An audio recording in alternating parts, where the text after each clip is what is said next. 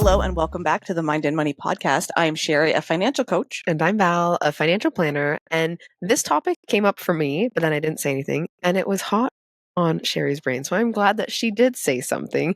We're kind of revisiting past episodes, but what is this one going to be about, Sherry? So this is around, again, on the Reddit threads, so much around the old Reddit, both with money and exercise, movement, eating in a different way.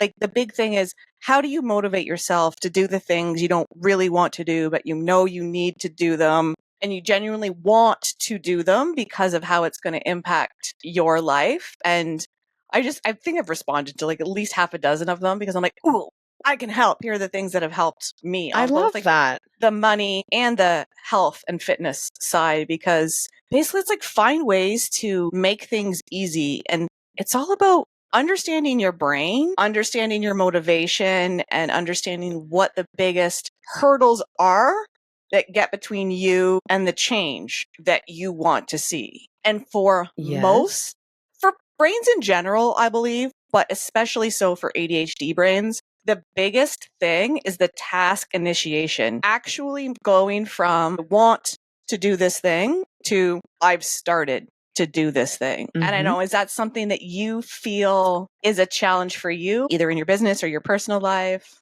I think that shows up in both for sure. It's like having the to-do list or knowing the thing that needs to be done, but then actually doing it. And once you're doing it, 90% of the time, all is well. It's not that we don't know how to do it necessarily.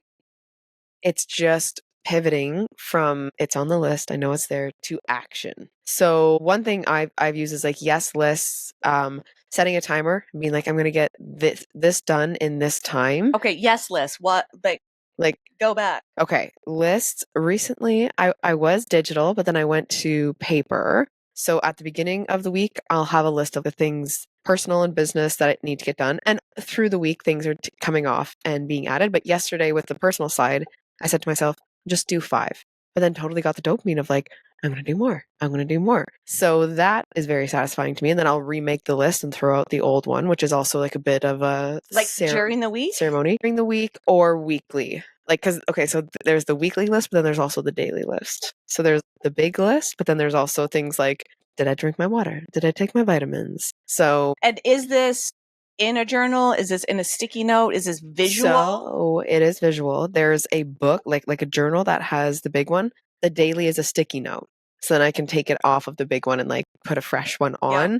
So I was like, how do I do this? I need a list and a list. That worked well for me. Everyone's going to be different. Your media might be different. It might be digital. It might be a checklist on your notes. I know that there's different apps that you can use too. Paper is just very satisfying for me. Well, paper and sticky notes and kind of the daily and the weekly one is always something that I circle back to. And for me, one thing that has been really helpful is understanding that the system that I use to highlight the things that need to be done is not going to be consistent. I love my sticky notes. I love different apps. The one that I'm currently using is called TickTick, not to be confused with TikTok. It's actually TICK twice over. And it's around the Eisenhower method, which I can't remember if we've talked about before, around what's urgent, what's important. Yes. It highlights when things are time sensitive and when they're important. And the difference there I really love is like urgent is I need to email this person back about this thing, or I need to go renew my license before it expires. But important is I need to create an email list or have a website to help my business grow in the long term, but there's no imminent negative impact. It's like there is an impact, but it's not felt today or tomorrow or next week or next year. You don't necessarily know exactly what that is to not do the important things because we often get overwhelmed with the urgent things. That would also take my list to the next level because I am very, very, very good at crossing off the things that belong in the non-urgent, non-time sensitive quadrant. Really? I'm very good at procrastinating or like distracting from the things that I'm like, I need to do this. And I'm like, but the dog's nails need to be trimmed. I can hear them clicking. That's interesting because so the things that are not urgent and not important, when you read anything related to the Eisenhower method, it's like those are the things you should just not do. Interesting. So like clipping the dog's okay. nails Okay, might so not be in there.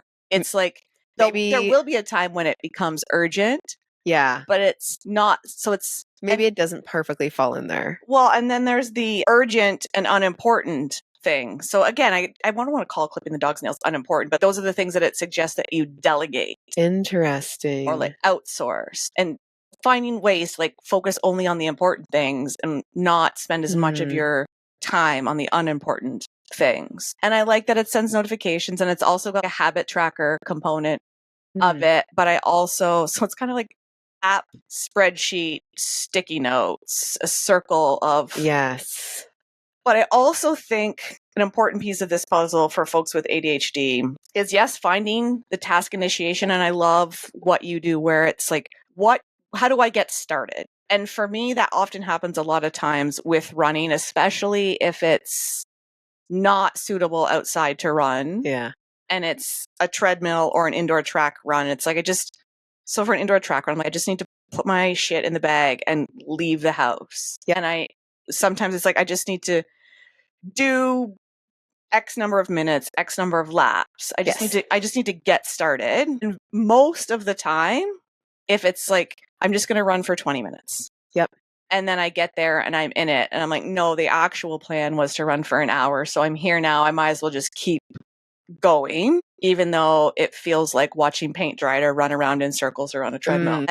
Telling yourself, I'm going to do 10 minutes. I'm going to do 20 minutes. Yes. And setting a timer and just doing that first step. So like putting my shoes on if I'm running on the treadmill here. So just do the next step and lower the bar for what you would want to do, like what's ideal. Yes. And we often have perfectionist tendencies too. No, my plan says I must run for an hour today, and that I must run for an hour today. And if I don't feel like doing that, then I'm just not going to do it at all. Yeah, if I can't get out there and run for an hour, I might as well not even do it. And, yes, I do. And giving yourself that permission, you know what? It's 20 minutes. I did this like last week, which I was at the track.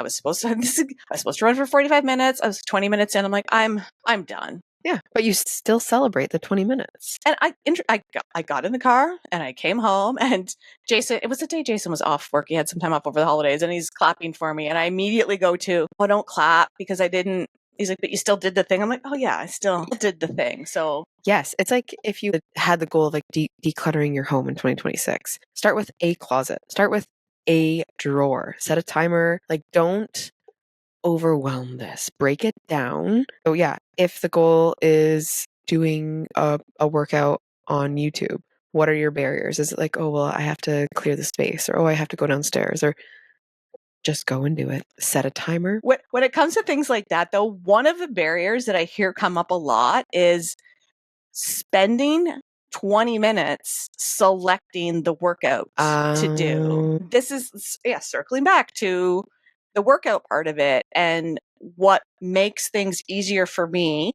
from the workout perspective is not having to spend a whole lot of time thinking about what I need to do. So between my Peloton app and my Garmin watch, it's like, do this, do 45-minute run at here's some intervals to do, or it's a steady zone 2 run, or you're doing this weight training workout and you just hit play. And it's that balance on the Peloton app, though. You can say, here's what I want to do. I want to work out. Here's my goals, X number of days a week. Here's the days of the week.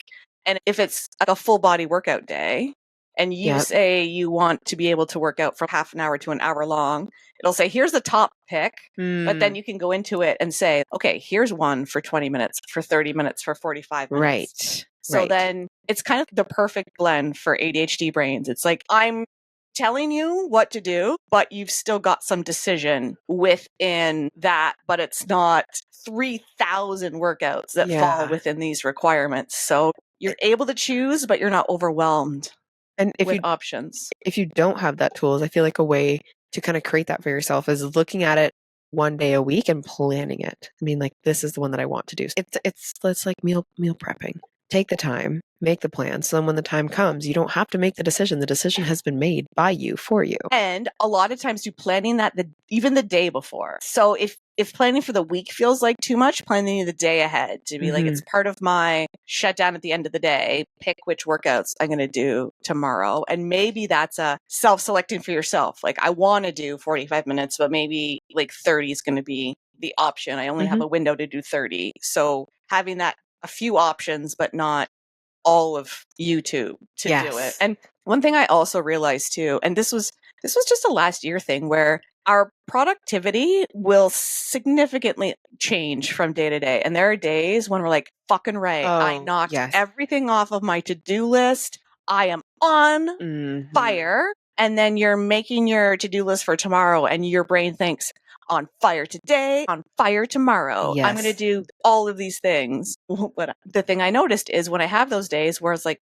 I knocked off half of my weekly to-do list today. And then the next day, I would set the bar really high. And then every fucking time disappoint myself because I'm like, I wanted to do 7 things and I barely did 1. Yes. But we are also like, we are cycling human beings and we're not always in harvest mode. But when we have harvest days, we're like, amazing. Yeah. And then I have a hard time not feeling like I've failed.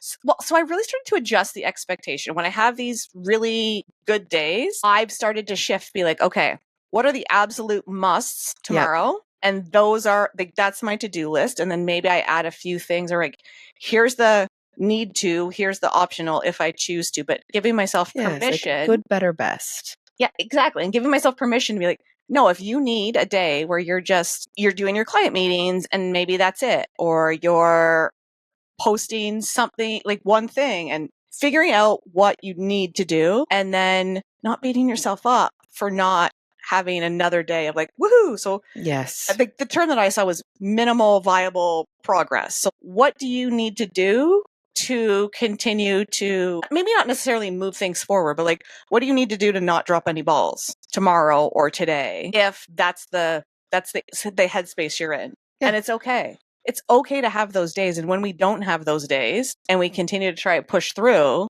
the universe often then gives us the sign to be like, oh, you haven't been taking care of yourself. Yeah, the universe puts you in timeout. So like, here's an illness where you can't get out of bed for 3 days, or here's a migraine, or here's this, that, or the other thing. And like, one of the big things too is understanding why. So if you want to start working out more, if you want to make changes with your money, understanding why it's important and partnering that with what happens if you don't. Where are you a month from now, 6 months from now, 5 years from now, if you don't find a way to build habits into your life that have you moving your body more, or have you actively managing your money? And often when I start working with somebody new, they're in avoidance mode. They haven't looked at things, or they oscillate between, I don't look at things. I look at things in such detail, it's overwhelming. I don't look at things.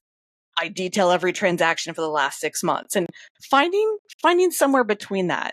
So you've got strategies to manage your money that don't require you to download an Etsy spreadsheet and transfer every transaction from like a CVS file from your bank and your credit card. Like that's not sustainable. And also, like, it's not sustainable to say you're going to work out for 2 hours every day if you haven't worked out for 20 minutes. No. Last week. Like, start small, start with baby steps, small steps that help you dip your toe in the water. So if that's working out, maybe it's going for a 10-minute walk every day. If that's your money, maybe that's recording your bank account balance every day, and then starting to record your credit card balance, and then starting to look at your spending. Like, what can you do that's a small step that gets you dipping your toe in the water of what you want to achieve? I do really like, I feel the why part is like the fuel for our motivation or consistency. So even just revisiting your why, and like do that exercise where you're 6 months down the road each path. You did it or you didn't do it. 12 months down the road.